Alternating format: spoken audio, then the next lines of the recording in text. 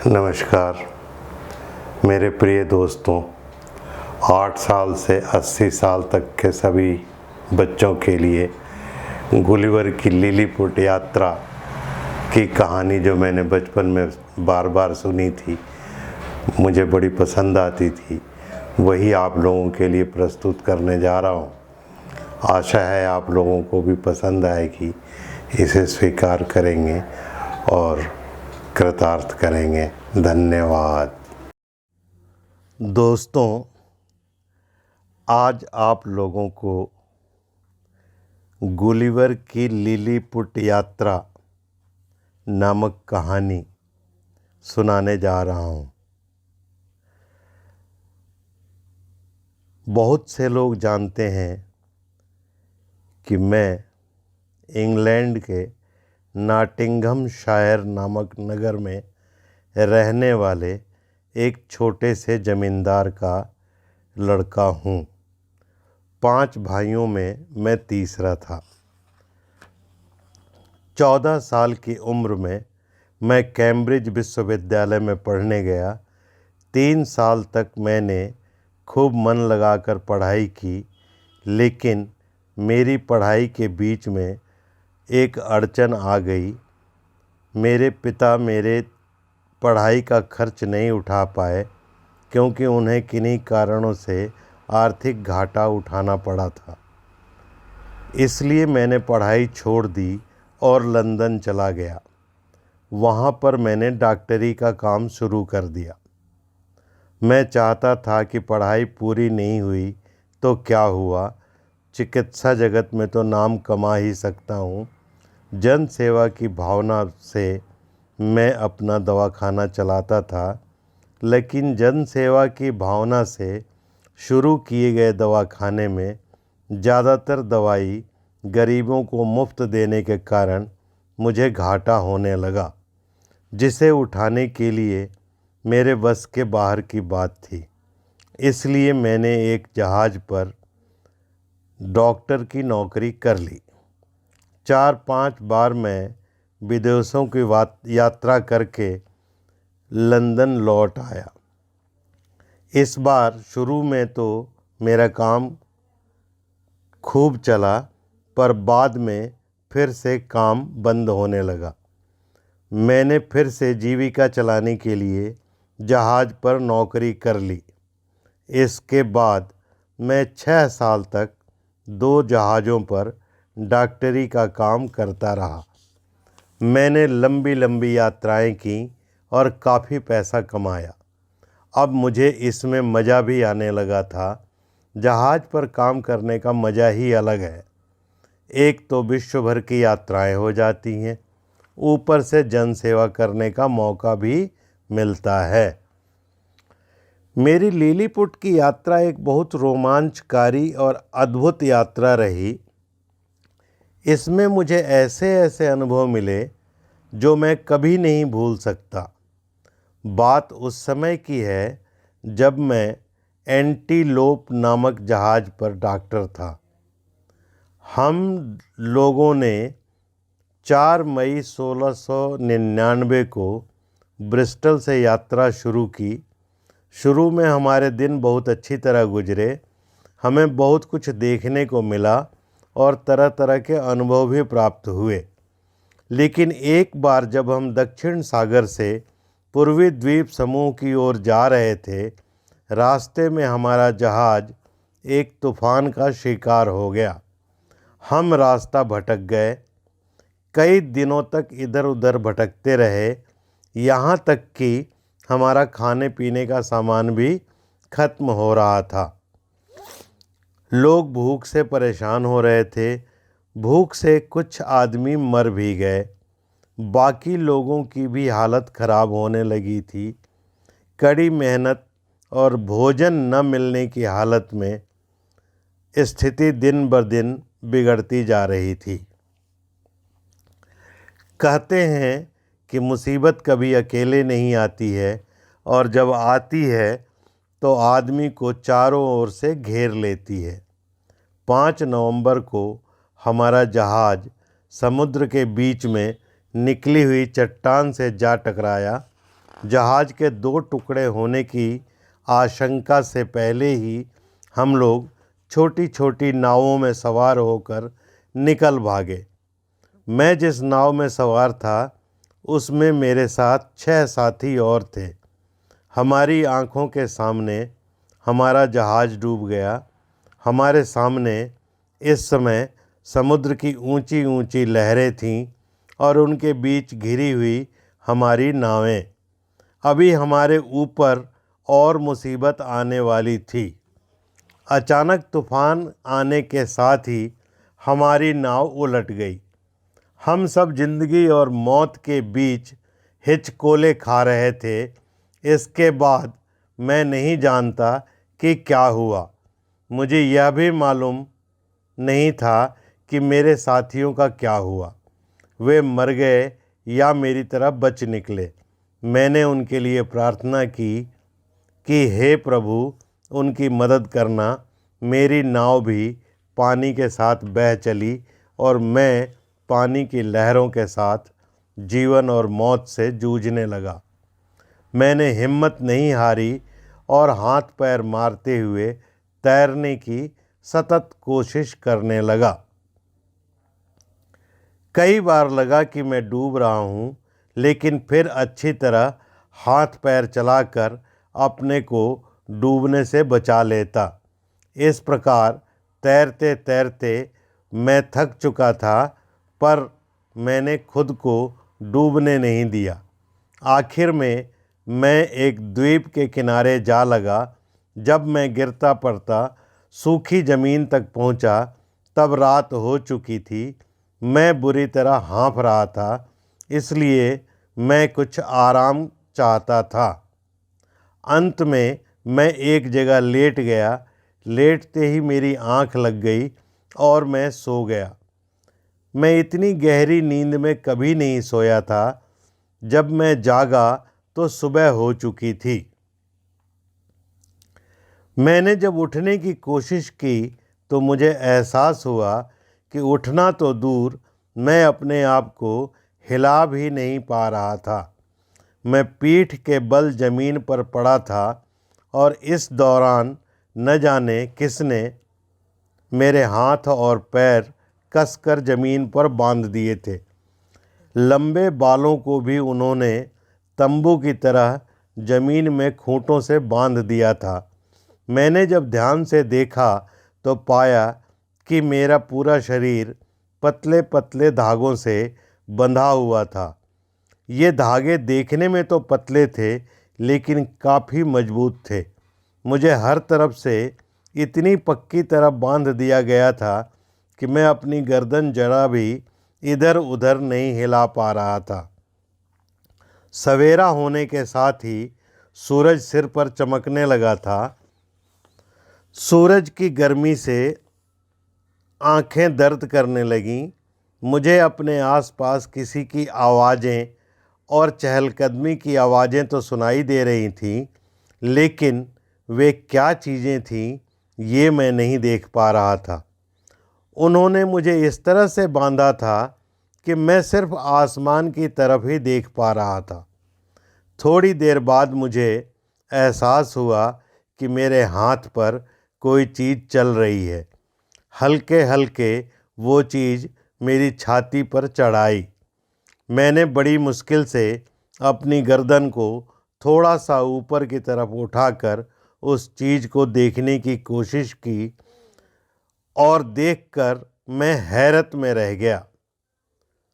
मैंने जो चीज़ अपनी छाती पर देखी वह इंसान तो था, पर इतना छोटा इंसान। यह देखकर मेरे होश उड़ गए। मैंने अपने दिल को संभालते हुए एक बार फिर उसको देखा। वह महज 6 इंच का छोटा सा इंसान था। अपने छोटे छोटे हाथों में छोटा सा तीर कमान लिए वह मेरी छाती पर चढ़कर मेरे ही ऊपर कमान पर तीर चढ़ाए खड़ा था। इतनी ही देर में उसी तरह के तकरीबन 40 से 50 आदमी मेरे ऊपर चढ़ आए। फ़र्क सिर्फ इतना था कि इस बार वे मेरे बाएं पैर से होकर मुझ पर सवार हुए थे। मैं इसी कसमकश में घिरा हुआ था कि अचानक मुझे छींक आ गई। मेरी छींक की आवाज़ सुनकर वे सब इतने डर गए जैसे उन पर कोई पहाड़ टूट पड़ा हो। देखते ही देखते वे डरकर मेरे ऊपर से भाग गए। अचानक मची इस भगदड़ में उनमें से कई लोगों को चोटें भी आईं। असल में वे लोग मेरे चेहरे को ठीक से देखना चाहते थे और इसी प्रयास में वे मेरे ऊपर बार बार चढ़ रहे थे। जब मुझे इस बात का एहसास हुआ तो मैंने सोचा कि एक बार इनको इतना तो मौका दिया जाना चाहिए कि ये मेरे चेहरे को देख लें, और इस बार मैंने उन्हें ये मौका दिया। जब उन्होंने मुझे ठीक से निहार लिया तो उनमें से एक अजीब सी भाषा में ज़ोर से चीखा और साथ में छोटे हाथों को हवा में हिलाया। मैं कुछ समझ नहीं पा रहा था, लेकिन इतना ज़रूर आभास हो रहा था कि मैं जितना चकित उन्हें देखकर था, उससे ज़्यादा वे मुझे देखकर थे, और साथ में उनके चेहरों पर डर साफ देखा जा सकता था। काफ़ी देर तक मैं चुपचाप पड़ा रहा, पर ऐसी अवस्था में मैं कब तक पड़ा रहता, यही सोचकर मैंने खुद को हिलाने की कोशिश की, और इसी कोशिश में मेरे आसपास लिपटे बहुत से धागे टूट गए। मैंने अपने एक हाथ को उन धागों से मुक्त कर लिया। इसके बाद मैंने अपने हाथ के सहारे से अपने बालों के बंधनों को भी तोड़ दिया, पर अभी भी कुछ धागे मेरे बालों को जकड़े हुए थे। परंतु अब मैं अपना सिर थोड़ा बहुत हिला सकता था। वे छोटे भयभीत इंसान ये सब नज़ारा दूर खड़े होकर देख रहे थे, लेकिन चाहते हुए भी वे मुझे नहीं रोक पा रहे थे। इसके बाद मेरे मन में आया कि मैं अब इनको करीब से देखूं, और यही सोचकर मैंने उनको पकड़ने की कोशिश की। जब उन्होंने मेरा भारी भरकम हाथ अपनी तरफ आते हुए देखा तो उनमें भगदड़ मच गई और वे मुझसे काफ़ी दूर चले गए और खुद को मुझ पर हमला करने के लिए तैयार कर लिया। इस बीच मैं खुद को उनके बंधनों से आज़ाद करने की कोशिश करने लगा।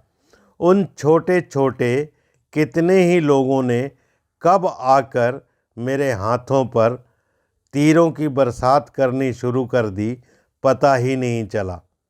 उनके ये तीर सुई के जैसे थे, जो काफ़ी पैने थे। वे मुझ पर लगातार तीरों से हमले कर रहे थे और ये तीर सुई की तरह चुभकर मेरे हाथों को घायल करने लगे और मैं दर्द से कराहने लगा। मेरी आवाज़ सुनकर वे थोड़ा सा फिर डरे और दूर भागने लगे। मैंने खुद को फिर से आज़ाद करवाने की कोशिश की तो फिर से उनके हमले मेरे ऊपर होने लगे। अगर मैंने चमड़े का कोट न पहना होता तो मेरा पूरा शरीर घायल हो जाता, मगर उनमें से कुछ लोग इस बार छोटे छोटे पैने भाले लेकर मुझ पर हमला कर रहे थे। मैं जब भी खुद को आज़ाद करवाने का प्रयास करता तो उनके हमले तेज हो जाते।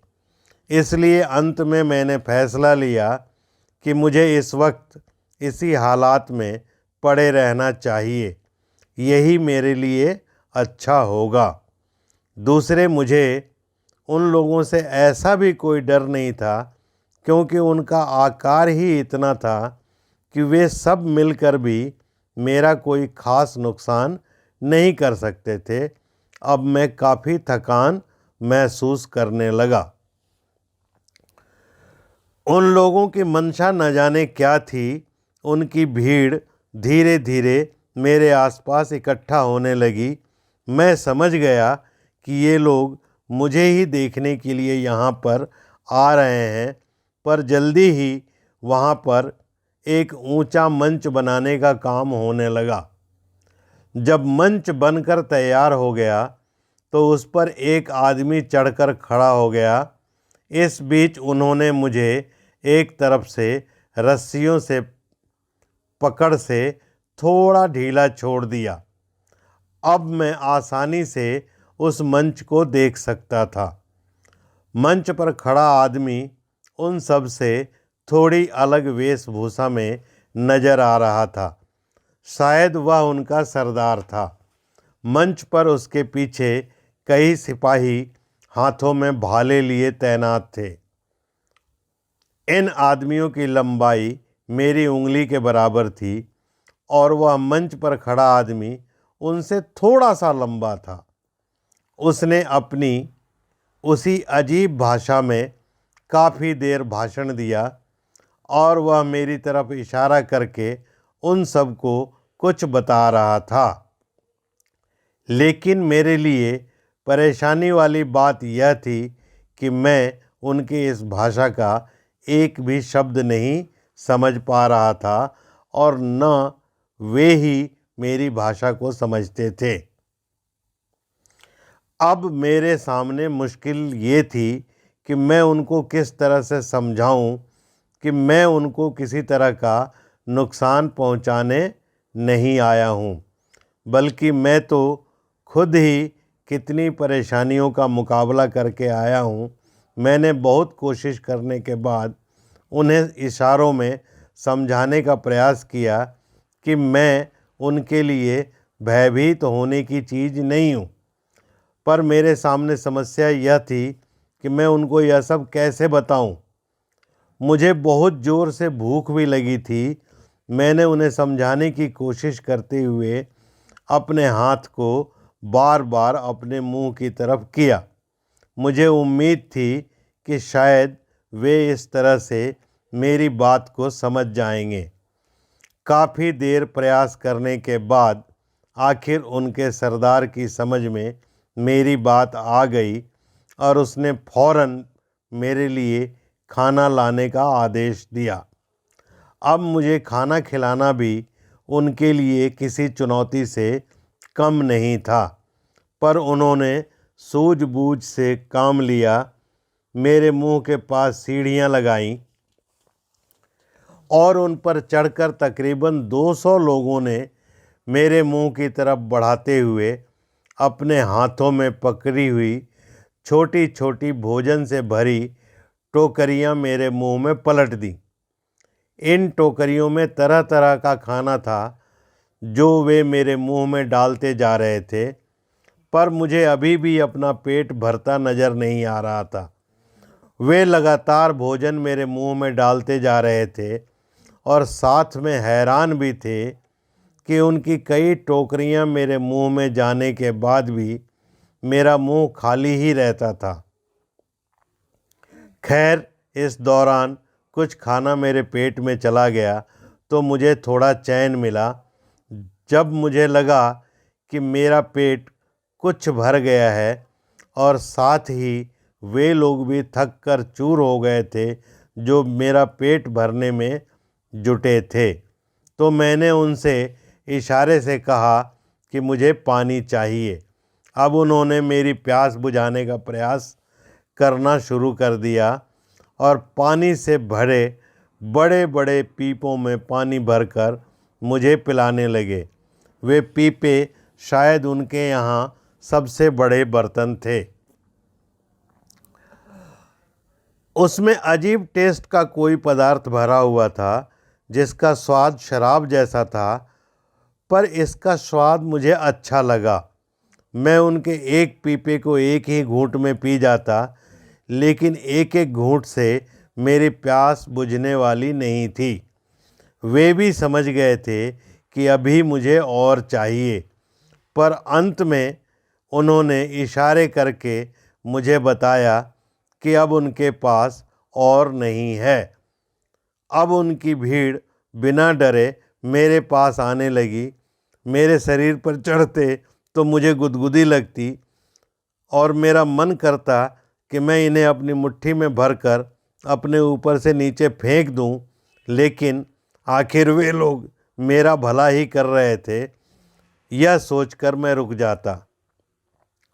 जब मुझे खिलाने पिलाने का काम खत्म हो गया तो अंत में उनका सरदार मेरे पास आया, जो मंच पर खड़ा भाषण दे रहा था। सरदार और उसके कई आदमी मेरे पैर में लगी सीढ़ी के सहारे मेरे ऊपर चढ़कर मेरी छाती तक आ गए। वे सब अब ठीक मेरी छाती पर खड़े थे और उनका सरदार एक दिशा में हाथ हिलाकर कुछ कह रहा था। मैंने अपनी भाषा में उससे बात करने की कोशिश की, मगर वह कुछ समझ नहीं पाया। बाद में मुझे पता चला कि जिधर वह हाथ का इशारा कर रहा था उस तरफ उस देश की राजधानी थी और वे शायद मुझे वहीं ले जाना चाहते थे।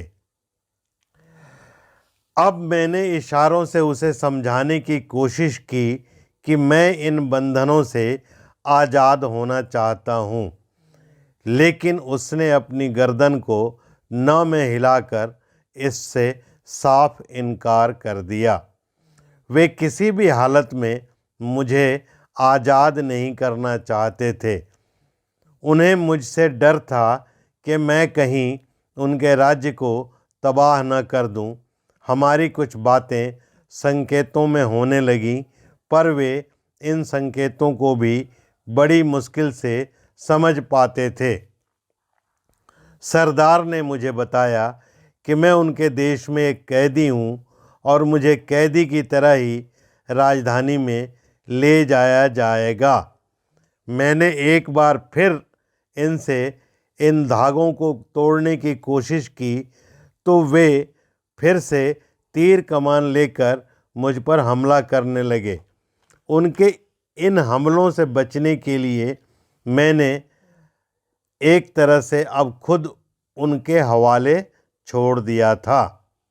मैंने उन्हें यह भी बताने का प्रयास किया कि मैं उनको किसी प्रकार का नुकसान नहीं पहुंचाना चाहता हूं, पर यह देखकर मुझे बहुत आश्चर्य हुआ कि उनमें हमारी तरह संवेदनाएं भी हैं, क्योंकि अब उनके हमले बंद हो चुके थे और कुछ आदमी मेरे ऊपर चढ़कर मेरे जख्मों की मरहम पट्टी कर रहे थे। मुझे नींद आ गई और मैं सो गया। मैं लगभग 8 घंटे तक सोता रहा। मैं उनके देश में आया हूँ, यह खबर महल में उनके बादशाह को सैनिकों द्वारा मिल चुकी थी। बादशाह ने मुझे तुरंत कैद करके अपने सामने पेश करने का आदेश दिया। मुझे राजधानी में किस तरह ले जाना है, अब यह समस्या उन छोटे छोटे पर बुद्धिमान लोगों के सिर थी। अब शुरू हुआ मुझे राजधानी में ले जाने का अभियान। इसके लिए सैकड़ों कारीगरों ने बड़ी मेहनत के साथ बहुत से पहिए लगाकर उस पर एक लकड़ी का तख्ता लगाकर एक गाड़ी तैयार की। अब समस्या यह थी कि मुझे इस गाड़ी पर किस तरह से लादा जाए। इसके लिए उन्होंने बड़ी मेहनत के साथ मेरे आसपास ऊंचे ऊंचे लकड़ी के खंभे लगाए, उनमें गिर्रियाँ फिट करीं और उनमें सैकड़ों मोटे धागे लगाए। इन धागों को दूसरे सिरे मेरे हाथ पैर से बांध दिए गए। अब धागों के दूसरे सिरों को गिर्रियों में डालकर सैकड़ों लोगों द्वारा खींचा गया और इस तरह से मैं ऊपर उठता चला गया। और जब मैं तकरीबन ज़मीन से 2 फुट ऊंचा उठ गया तो मेरे नीचे वह लकड़ी की गाड़ी खड़ी कर दी गई और फिर धागों को ढीला करके मुझे गाड़ी पर लिटा दिया गया। इस प्रकार हजारों सैनिकों ने अपनी बुद्धि और बल से मुझे उस पर लाद दिया।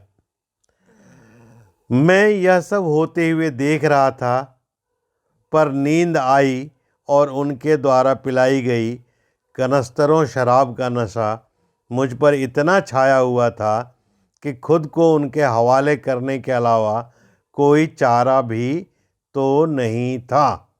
तकरीबन 3-4 घंटे की कड़ी मेहनत के बाद वे मुझे गाड़ी पर लादने में सफल हुए थे। उसके बाद नगर पहुंचने का सफ़र शुरू हुआ। चलते चलते कब रात हो गई पता ही नहीं चला। काफिला जंगल से गुजर रहा था। रास्ते में बहुत मनोहर जंगल देखने को मिले। सूर्य डूबने लगा, लेकिन उनके देश की राजधानी कहीं दूर तक भी नज़र नहीं आ रही थी। हम घने जंगलों में ही थे कि सूर्य देवता डूब गए। उन लोगों द्वारा रात में यह निश्चय किया गया कि यहीं जंगल में पड़ाव डाला जाए। सुबह होते ही फिर से चल पड़ेंगे। मेरी गाड़ी को एक जगह पर खड़ा किया गया। मेरे आसपास सैकड़ों सैनिक पहरे पर लगाए गए, जिनके हाथों में छोटे छोटे भाले, बर्छे और तलवारें थीं। रात जैसे तैसे कटी। जब सुबह हुई तो फिर से सफ़र शुरू हो गया। अब मुझे फिर से भूख सताने लगी थी। शाम ढलने के साथ ही हम बादशाह के नगर में पहुंच चुके थे। बादशाह द्वारा अभी मेरा मुआयना करना बाकी था। जब हम उस जगह पर पहुंचे जहां पर बादशाह पहले से ही मुझे देखने के लिए अपने सैनिक बल के साथ मौजूद था, तो मुझे थोड़ी उलझन होने लगी। पर इसके साथ ही मैं बादशाह को देखने के लिए उत्सुक भी था। पर अभी उनके सामने एक समस्या यह थी कि आखिर मुझे कहाँ पर रखा जाएगा। पर शायद इसका बंदोबस्त उन्होंने पहले से ही कर रखा था। शहर के पास मौजूद पुराने मंदिर के पास एक जगह में मुझे रखने का इंतज़ाम किया गया।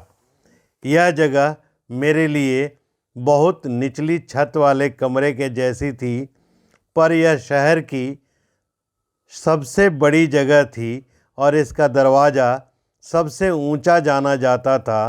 दरवाज़ों की ऊंचाई मात्र 4 फुट और चौड़ाई 2 फुट रही होगी। इस कमरे में दोनों तरफ एक एक खिड़की मौजूद थी, जो बाहर का सारा नज़ारा साफ साफ दिखा रही थी। मुझे उसके अंदर जाने का इशारा किया गया। मैं उसके अंदर चला गया। अंदर का नज़ारा भी काफ़ी अजीब था। वहाँ पहले से ही मुझे जंजीरों में जकड़ने के लिए कई लोहार बैठे थे। इसके बाद मेरे हाथों और पैरों में जंजीरें डाली गईं। ये जंजीरें इतनी पतली थीं कि मैं इन्हें एक झटके में तोड़ सकता था, पर मैं इनकी मेहनत को बेकार नहीं करना चाहता था, इसलिए मैं उनकी कैद में आ गया। बाद में मुझे लोगों ने बताया कि बादशाह भी यह सब नज़ारा दूर एक छत के छज्जे पर खड़ा हुआ देख रहा था। महोदय, अगला भाग मैं जल्द ही लेकर उपस्थित होऊंगा। धन्यवाद।